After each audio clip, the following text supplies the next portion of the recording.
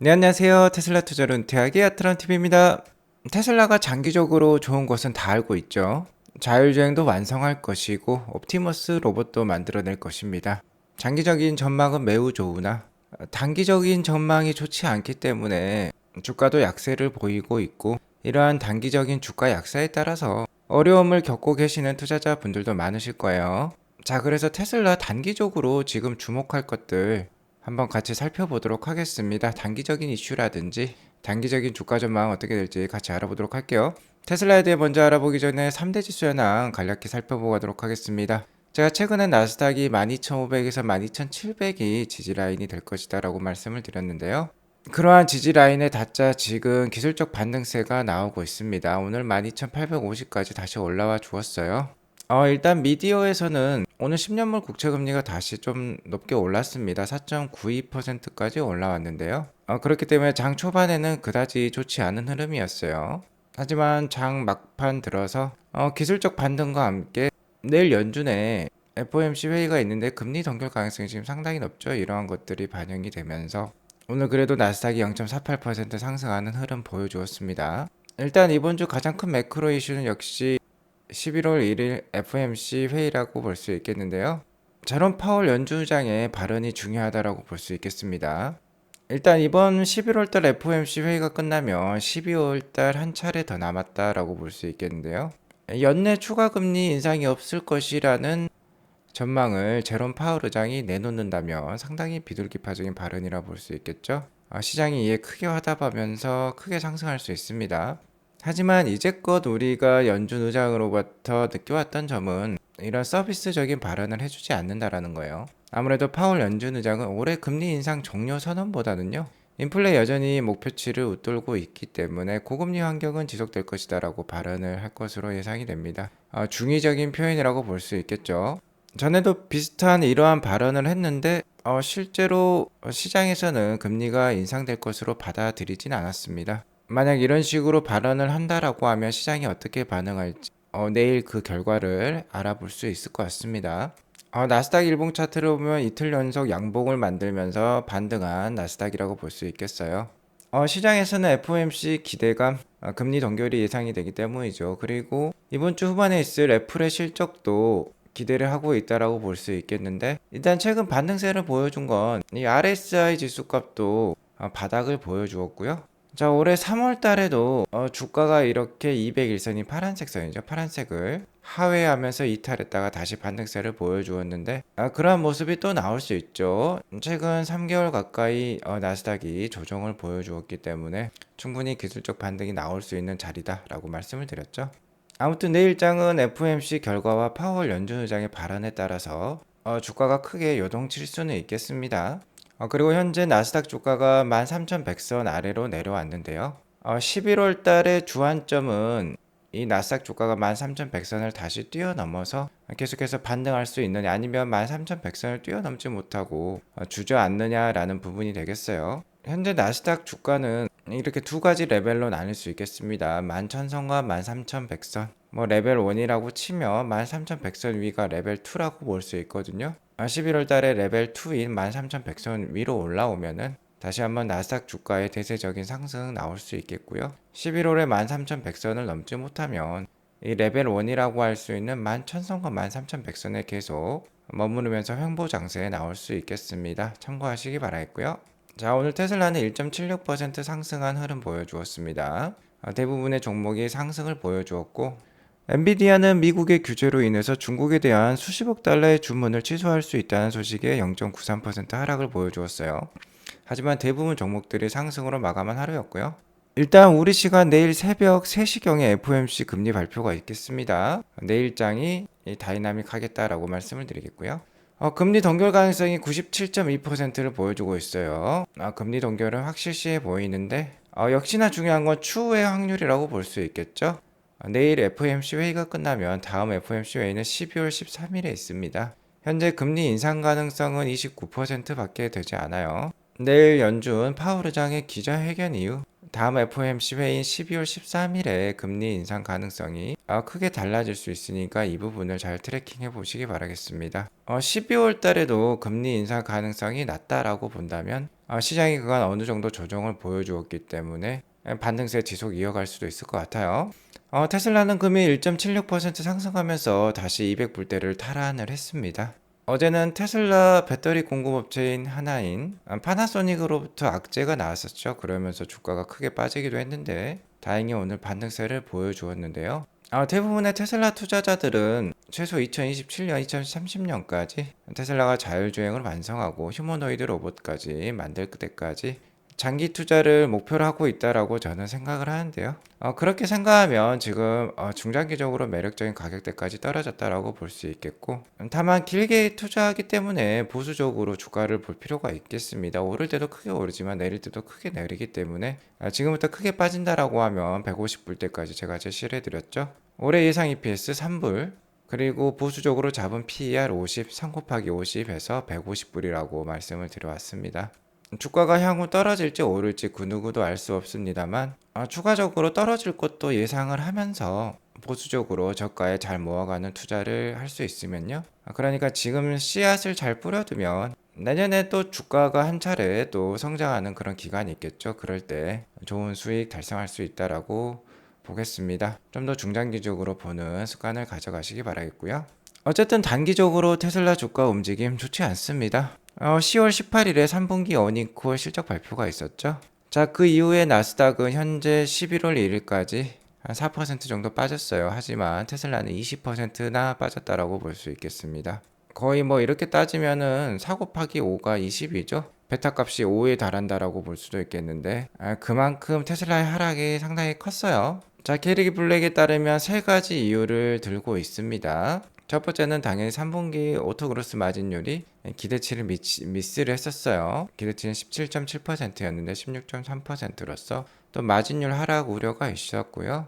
두 번째는 어닝콜 때 일론 머스크의 발언 때문이라고 볼 수 있겠죠. 매크로 경제에 대해서 상당히 우려감을 표시했던 일론 머스크였습니다. 특히 금리가 높기 때문에 사람들이 차량을 사기가 어려워진 환경이다 라고 얘기를 했죠.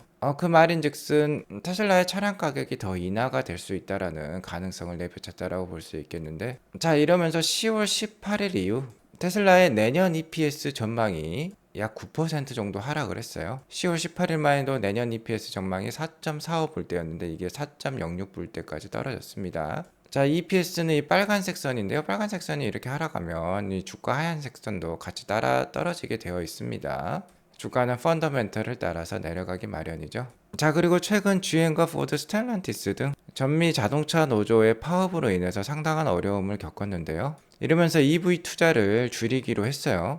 자, 그러니까 전방 산업이 자동차 제조업에서 투자를 줄이게 되면은 배터리와 같은 EV 부품들을 생산하는 업체 역시 낮은 가이던스를 제시할 수밖에 없습니다. 자, 이런 것들이 EV 침투율이 정체되는 거 아니냐라는 우려를 제시를 했죠. 그러면서 테슬라 주가가 이렇게 많이 빠졌다라고 볼 수 있겠습니다.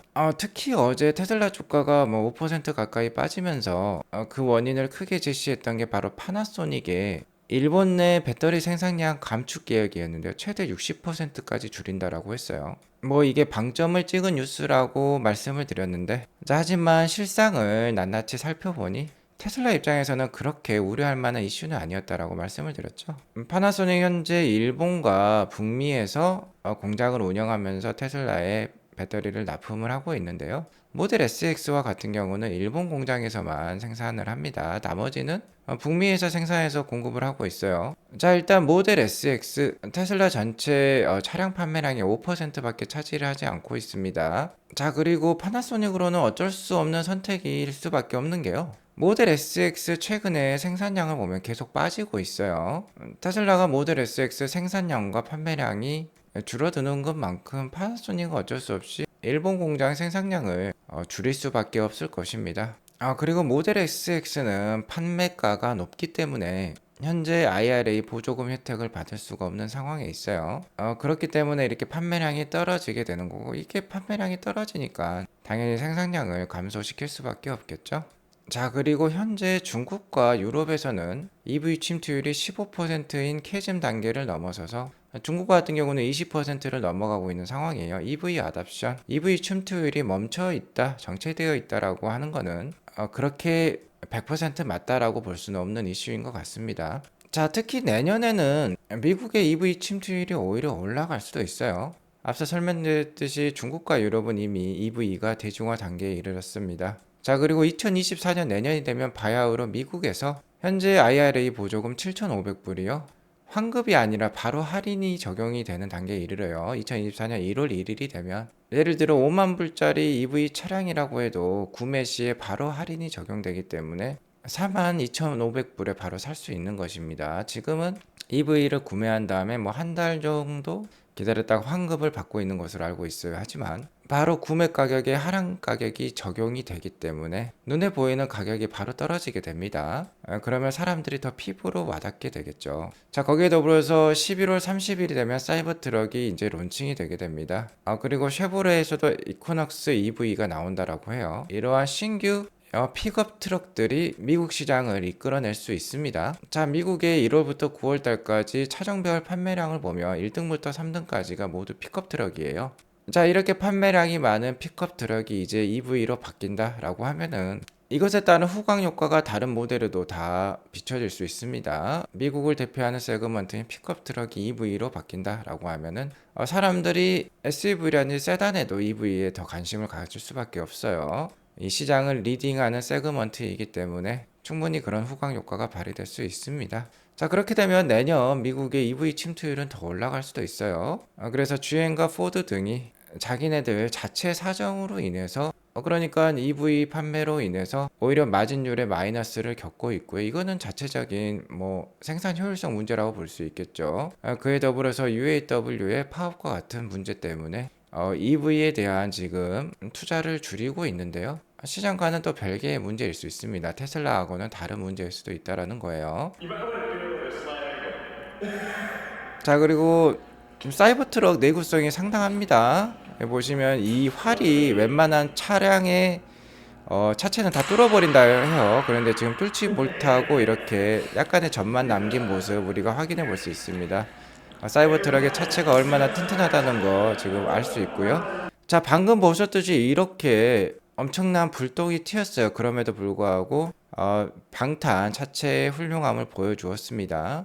어제 일론 머스크는 미국에서 유명한 한 팟캐스트에 출연을 했는데요. 사이버 트럭을 직접 가지고 나와서 이 방탄 외골격 차체를 자랑을 하기도 했어요. 뭐 픽업 트럭을 이렇게까지 만들어야 했느냐라고 의심을 해볼 수 있지만 어쨌든 상당히 큰 홍보 효과가 있다라고 볼 수 있겠습니다. 실제로 우리나라 같은 경우는 총기 사고로부터는 상당히 안전하지만 미국과 기타 총기 소유가 가능한 국가들은 총기와 관련된 사건 사고가 정말 비일비재하죠. 뭐 한 달에 한 번은 꼭 나오는 것 같아요. 최근에도 뭐 할로윈 데이 때 총기 사고가 나왔다라고도 뉴스가 나오고 있습니다. 실제로 이렇게 튼튼한 차량의 멋진 디자인까지 갖고 있는 픽업 트럭이라면 상당히 인기가 많을 것 같습니다. 자, 그리고 이 사이버 트럭이 700파운드, 7000파운드, 그러니까 킬로그램으로 환산했을 때는 3톤이 넘는다라고 해요. 물론 트림마다 차이는 있지만 아무래도 가장 비싼 뭐 트라이 모터 트림이 될 것 같아요. 이게 이렇게 무거운 차량인데 제로백이 3초대라고 합니다. 어마무시한 성능을 보여주고 있고 이번 11월 30일이 되면은 구체적인 스펙에 대해서도 알 수 있겠죠. 자, 아무튼 현재 주가와 함께 전기차에 관련된 센티먼트가 상당히 움츠려 들어 있는 것 같지만 내년과 관련된 사항은 내년 뚜껑을 열어봐야 알 수 있는 거고요. 이러한 희망적인 부분들을 보면 내년 전기차 시장이 그렇게 비관적인 것만은 아니다라고 말씀을 드릴 수 있을 것 같아요. 자, 그리고 단기적으로 주가는 떨어질 수 있지만 그래도 사이버 트럭 출시와 함께 우리가 눈여겨보아야 될 점은 신규 모델 3의 판매량이라고 볼 수 있겠습니다. 자, 10월 26일부터 중국 내 신규 모델 3 인도가 시작이 되었어요. 자, 그러니까 10월 말에 아무래도 중국의 주간 판매량이 주목해 볼 만하다라고 볼 수 있겠는데요. 자, 우선 1800대가 나왔습니다. 서요 메리니까 테슬라 차님에 의하면 10월 23일부터 29일 10월의 거의 마지막 주간에 1800대가 나왔고 기존의 10월달 판매량보다 어쨌든 더 높게 나왔어요. 2000대 이상, 거의 3000대 가까이 더 높게 나왔다라는 점은 다행스럽다라고 볼 수 있겠는데 아직 전달에 비해서는 좀 미진한 수량이라고 볼 수 있겠죠. 다만 11월, 12월 달부터는 좀 달라질 수 있습니다. 자, 일단 중국 내 테슬라 홈페이지에 가보면 이렇게 신규 모델 3 디자인이 나오고 있죠. 바로 하이랜드가 되겠는데요. 일단 중국에서 가장 많이 판매되는 건 이 스탠다드 레인지라고 보시면 돼요. 아무래도 차량 가격이 더 싸기 때문이라고 볼 수 있겠고, 기존의 배송 예상 기간이 6에서 9주였습니다. 근데 어제 확인해 보니까 2에서 6주로 줄어들었어요. 전에는 이렇게 주차가 짧아지면 생산은 많고 오도가 줄어서 있다고 많이들 평가를 했는데요. 그런 게 아니죠. 지금은 생산량이 받쳐주고 쭉쭉 뽑아내고 있기 때문에 이렇게 줄어드는 것이라고 보면 되겠습니다. 그러면 여기 있는 이쪽에 나오는 중국 내 판매량이 더 늘어날 수 있는 것이죠. 자, 여기 보면 중국의 한 주차장에 지금 인도를 앞두고 있는 모델 3 리프레시가 전시가 되어 있어요. 자, 이제 중국 내 모델 3 하이랜드 판매가 시작이 되었습니다. 자, 이 판매량 그러면 더 나올 수 있으니까요. 앞으로 기대를 해보도록 하겠고, 단기 주가 움직임에 큰 도움을 줄 수도 있어요. 자, 아무튼 기술적으로는 지금 테슬라 주가 약세 맞습니다. 오늘 200불대를 다시 한번 탈환했다라고 해서 계속 상승하라는 법은 없어요. 보수적으로 150불대까지도 열어두고 투자를 하되, 중요한 건 기업 자체의 상품과 펀더멘털이 되겠습니다. 자, 연하님에 따르면 유럽에 전시되어 있는 이 모델 3 리프레시를 사진을 찍어 주셨는데 너무나도 훌륭한 마감과 디자인을 보여주고 있어요. 자, 신형 모델 3의 완성도는 역대급이라고 합니다. 충분히 유럽과 중국 그리고 기타 국가에서도 불티나게 팔릴 수 있는 제품이니까요. 충분히 기대에 봄직하다라고 볼 수 있겠어요. 지금부터는요. 정말 내년 농사, 내년 수익을 기약을 하면서 씨를 뿌려줄 때라고 볼 수 있겠습니다. 투자의 원칙은 너무나도 간단합니다. 근데 이 원칙을 지키기가 너무나도 어려워요. 자, 먼저 저축을 하게 되는 거죠. 시드머니를 모으면서 좋은 자산을 투자를 하면 됩니다. 인베스트 배럴이죠. 잘하는 기업, 잘하는 자산, 전도 유망한 부동산 이런 것을 사서 모으면 되는 거예요. 그리고 마지막은 wait longer. 최대한 오랫동안 기다릴 수 있어야 된다라는 거죠. 이렇게 씨앗을 뿌리고 난 다음에 어느 정도 과실이 맺을 때까지 기다릴 필요가 있겠어요. 자, 이렇게 잘 기다리실 수 있게 슬기롭게 투자하실 수 있게 아트란TV가 계속 도움을 드리도록 하겠습니다. 오늘 이것으로 방송을 마치겠고요. 오늘 방송이 도움이 되었으면 구독과 좋아요 알람 설정 꼭 눌러주세요. 행복한 하루 되시기 바라겠습니다. 감사합니다.